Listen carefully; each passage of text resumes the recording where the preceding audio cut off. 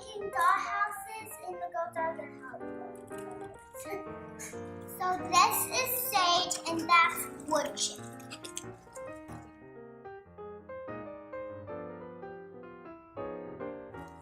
Yeah, so that's the mama with the black color. That's the baby with the blue color. I don't think you can see the color. And then what we're going to do with the boxes, we're going to draw like windows, something, and then we'll have an adult cut it out. Let's get started. I'm going to draw on the box and I'm going to draw the heart.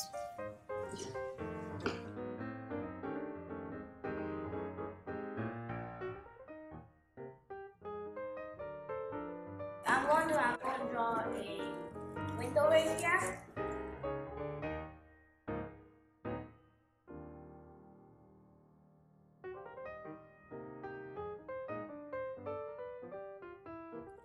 So May's dad just cut out the window and the door.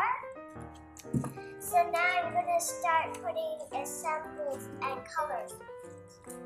Right now I'm putting it like this, so when they close it, then the dog could see what's on the door.